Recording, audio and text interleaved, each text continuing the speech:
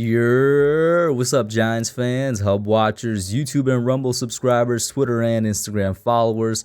It's Kush back at it again with another New York Giants general manager search update video. We are coming towards the round 2, I guess you could say, of the Giants search for a new general manager. They have completed interviews with their 9 initial candidates. I did have a video out last week about the first 7. Since then, they've added 2 candidates. One of them being Joe Hortiz or Hortiz. I'm sorry, I'm not sure how to pronounce his last name, but the guy from the Baltimore Ravens. And the other one being Quentin Harris, another person from the Arizona Cardinals. The only other guy in those initial 7 was from the Cardinals was Adrian Wilson, but they added 2 of them. So I'm going to do a quick breakdown of those 2 so you guys get an idea of who they are. And then, of course, we have an idea of who at least the first 2 finalists are going to be for in-person interviews in this sort of second round of interviews in this GM search. Now, all of the first 9 interviews were done over like a video chat, I guess you could say, maybe over Zoom, presumably. That's what the NFL's been rolling with for the past 2 years. Their choice of video conferencing has been Zoom. And then the second round, which is the more serious one, I guess, the guys that they weeded out, they say, all right, these are going to be our final 4, final 5, however many they choose. We know at least of 2 of them as of right now, and one of them had an interview today. But before I get to those 2, let's first talk about the 2 new, or not necessarily new, but you guys get the idea, the 2 GM candidates I didn't get to cover last time. One of them in Joe Hortiz or Hortiz, I actually really like, and I'm going to be honest with you guys, he is probably my favorite candidate out of all of the possible GM candidates, and I really want this guy to be the next Giants general manager. If there's one guy I can choose, it would be Joe Hortiz or Hortiz. I'm just gonna call him Joe from now on, and we're gonna call Joe Schoen. But Joe, I guess first off, the reason I feel so strongly about him has to do with what organization he's coming from. He's from the Baltimore Ravens.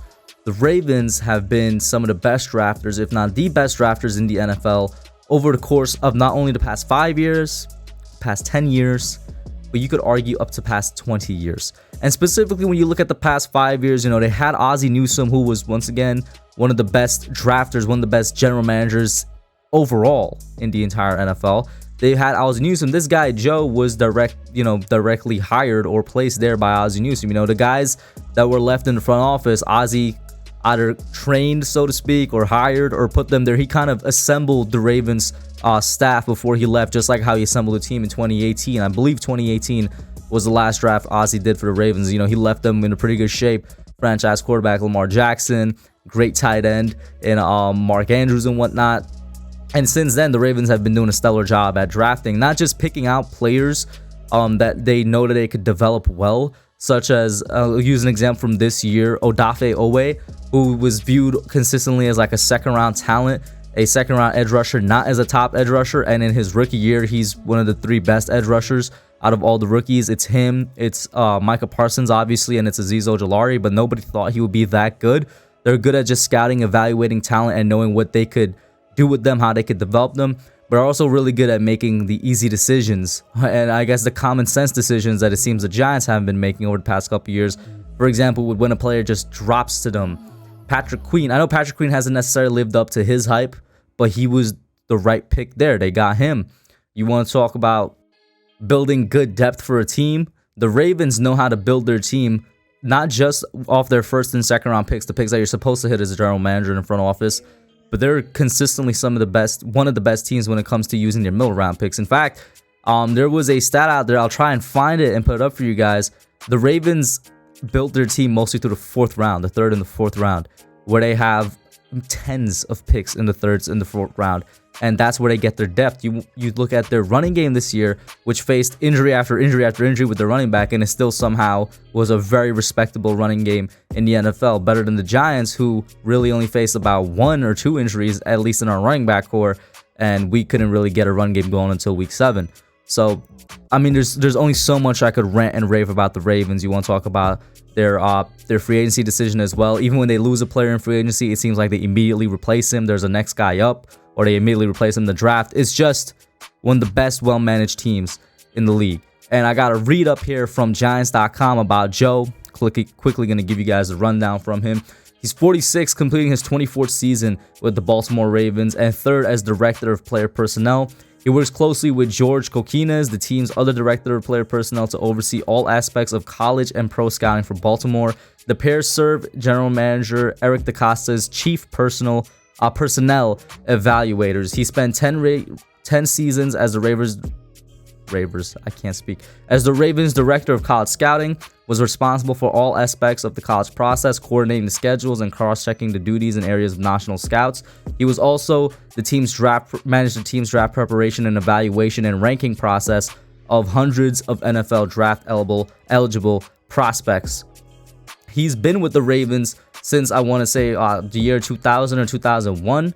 And before that, he was an undergraduate assistant for the Auburn Tigers, which was where he went to school at. And then let's get to Quentin Harris, the other candidate from the Cardinals. Now, just like Adrian Wilson, similar position. Adrian was the vice president of pro personnel, Quentin vice president of player personnel.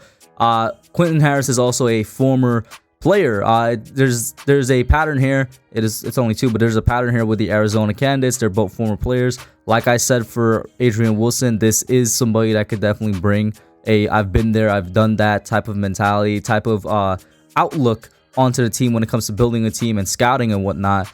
And he's been part of the Arizona Cardinals scouting department for 14 years, so he has a lot, and I mean a lot, of experience. Very similar once again to Adrian Wilson. He was promoted to vice president of player personnel last year. In that role, he works with general manager Steve Keim, managing both the college and pro personnel departments. His duties include evaluating the top college prospects nationally, as well as the organization and implementation of the draft process. He oversees the pro personnel department, which includes player acquisition, evaluation, and assisting with player contract negotiations. Now, I will say, just like I did for Adrian Wilson, the Cardinals drafts over the past 4 years or so, 4 or 5 years, they've always been either hit or miss for me, or very average. Nothing too outstanding about them. You go back and you think about Isaiah Simmons, who was a guy that was very, very hyped up in that 2019 draft process, how he's turned out to be, or was it the 2020 draft process? Yeah, with the same year Andrew Thomas came out.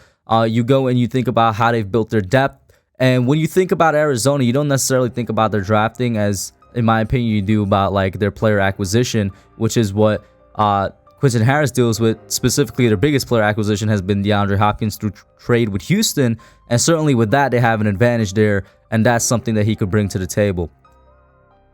And now, finally, let's get to the finalists, or at least the first two finalists that we know of, to reach that second stage of the interview, the in-person interview with the Giants. Those two people are Ryan Poles of the Chiefs and Joe Schoen of the Buffalo Bills. And these are two candidates that I really do like, and I guess you'd find me saying that for a good amount of the candidates that the Giants are searching throughout this process, and that just goes to show I feel like they're doing a way better job this time around than in 2018. Looking back on it, and I guess we should have realized even back in 2018 that was a very rushed process. There was only 3 candidates, I believe. There was Louis Riddick from ESPN, Dave Gettleman, and I think there was one other guy that they were interviewing. Maybe it was in-house or something like that. But there was not nearly 9 candidates, and we found a GM relatively quickly. I don't think they went through a whole process of multiple interviews and whatnot, and they certainly didn't go through with a wide search. So it's nice to see that change of pace, and with that change of pace comes, like I was saying earlier, I'm liking a lot of these guys. I have about 4 guys that I wouldn't mind being the general manager, 2 of them being these finalists, the other 2 being Joe Hortiz and Adam Peters of the 49ers. And I wouldn't be surprised if either of those guys make another finalist. But here it is, Ryan Poles, a second finalist for the Giants. So I'm just reading here from NJ.com.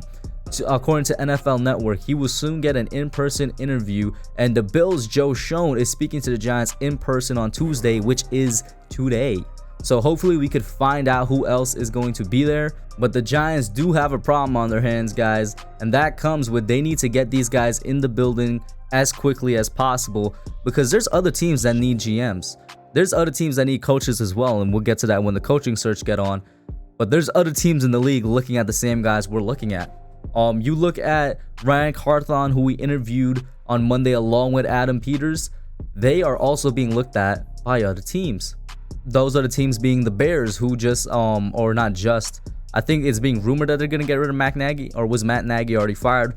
Whatever the case is, once he's gone, you could assume that the GM is going to be gone as well. They're looking at our two 49ers candidates. Ryan Poles, one of our finalists, he's being interviewed by the Vikings and the Bears as well. Joe Schoen, another one of our finalists, Bears are trying to eat him up. Monty Alstonfort, he's not a very popular one, but he is a guy that the Giants were interviewing, and he is one of our candidates officially. Vikings and Bears, once again, the NFC North is trying to steal our guys, and I need the Giants to get in there as quickly as possible. I think I said this in a previous video. You want to be the first one to sink your teeth into them, to use that analogy. You want to be, I can't believe I'm saying this, you want to do what Joe Judge did with Kenny Galladay. Get them in there first and don't even allow them to leave the building to go to another team. Remember, Galladay was supposed to go to the Eagles, I believe, and the Bengals, I think it was. Didn't get a single chance to go there because he came to the Giants first and he never left. You want that same thing with these second round of interviews for these guys, and I will bet you my bottom dollar that the same thing is going to be said for Joe Hortiz. He's just too attractive of a candidate, in my opinion. Has a lot of experience, and I'm telling you, he comes from, in my opinion, the best drafting organization in the NFL. That's not to discredit any of the other guys. Joe Schoen is popular for a reason, and there is a rumor going around. And I'll pop that up right now from reputable sources that if he is hired, he's definitely going to be looking towards bringing in Brian Daboll as his head coach. Brian Daboll is his #1 target to be his head coach, which is a target that a lot of Giants fans are going to like, and myself included, especially after what we saw, how Buffalo dismantles the Patriots with their offensive side of the ball. And Daboll is certainly going to be one of the most attractive head coaching candidates on the market as well. But, you know, you got to think, he has experience, he has connections with Joe Schoen, so maybe he's going to give a bit more leeway to him and actually come to the Giants. Same can be said for Ryan Poles if we hire somebody from the Chiefs, for Adam Peters, Ryan Carthon if we hire anybody from the 49ers, and if we hire anybody from the Baltimore Ravens with Joe Hortiz, and down the line with the Cardinals candidates, with the Titans candidates. There's connections to be used here that the Giants need to take advantage of. But you guys put your thoughts down below. I really want to know what you all think about it. Who is your favorite candidate? And do you think the Giants should get their teeth into them as soon as possible and try to get them in the building as soon as possible? That's it for now. We'll be live for the call-in show tonight, and I'm out. Peace. Thanks for watching. Don't forget to like, comment, subscribe, and share. I'll catch y'all in the next one.